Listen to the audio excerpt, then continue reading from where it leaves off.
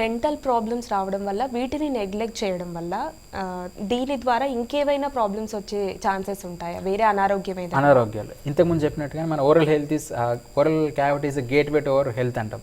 అంటే నోటి ఆరోగ్యంగా ఉంటేనే మిగతా అవయవాలని ఆరోగ్యంగా ఉంటాయి. ఫస్ట్ ప్రాబ్లం మనం ఇండైజెషన్. మనం పళ్ళు సరిగా లేవు, ఎగుడు దిగుడుగా ఉన్నాయి, మిస్సింగ్ పళ్ళు లేకుండా ఉన్నాం, అప్పుడు మన ఫుడ్ చూయింగ్ కెపాసిటీ కూడా తగ్గుతుంది.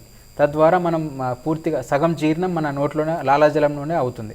అది సరిగ్గా చేయనప్పుడు లోపలికి వెళ్ళిన ఫుడ్ కూడా ఇండైజెషన్ ప్రాబ్లంతో స్టార్ట్ అవుతుంది.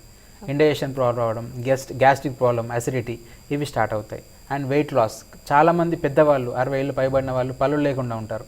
వాళ్ళు కొన్ని సంవత్సరాలు పళ్ళు లేకుండా ఉండడం వల్ల వాళ్ళ శరీరం ఇండైజెషన్ ప్రాబ్లంతో న్యూట్రిషన్ కూడా సరిగ్గా తీసుకోలేక వెయిట్ లాస్ కూడా జరుగుతూ ఉంటుంది. ఇది మెయిన్, ఇది one of the reason. And ఇంకొకటి ఇంతకుముందు చెప్పినట్టుగా గమ్ ఇన్ఫెక్షన్స్. ఈ గమ్ ఇన్ఫెక్షన్స్ని వదిలేయడం వల్ల మన బ్లడ్ సిస్టంలో బ్లడ్ సర్క్యులేషన్లోకి బ్యాక్టీరియా వాటి ప్రోడక్ట్స్ ఎండోటాక్సిన్స్ రిలీజ్ అయ్యి మిగతా ఇన్ఫ్లమేటరీ రియాక్షన్స్తో మిగతా అవయవాలు కూడా పాడడానికి చాలా స్కోప్ ఉంది. ఓకే. సో అట్లాగే కాస్మోటిక్ డెంటల్ ట్రీట్మెంట్స్ గురించి కూడా చెప్తారా? దంత వైద్యంలో 2 రకాలు. ఒకటి పేషెంట్కి పంటి నొప్పి ఉంది, ఆ పంటి నొప్పిని తగ్గించే ట్రీట్మెంట్ దంత వైద్యం, సాధారణ దంత వైద్యం. అయితే రూట్ కెనాల్ ట్రీట్మెంట్ కానివ్వండి, డెంటల్ మిస్సింగ్ టూత్ని రీప్లేస్ చేస్తే డెంటల్ ఇంప్లాంట్స్ కానివ్వండి, చిగుల ట్రీట్మెంట్, ఫ్లాప్ సర్జరీ కానివ్వండి, ఇవన్నీ సాధారణ దంత వైద్యాలు, చిగులకు సంబంధించిన ట్రీట్మెంట్స్ ఇవన్నీ. కాస్మెటిక్ డెంటల్ ట్రీట్మెంట్స్ అంటే అన్లైక్ ఫేస్ మన అందానికి సంబంధించింది.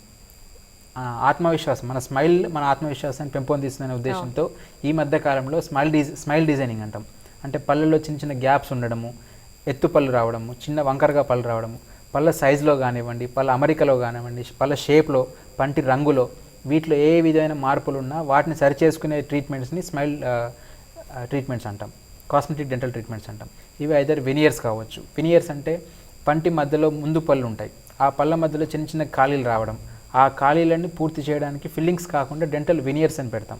న్యాచురల్గా ఉంటుంది, కాస్మెటిక్ చూడడానికి ఇంకా ప్లీజింగ్గా ఉంటుంది. దాని ద్వారా మన స్మైల్ ఎక్కువ ఆత్మవిశ్వాసాన్ని పెంపొందించుకోవచ్చు. అండ్ క్రౌన్స్ పెడతాం.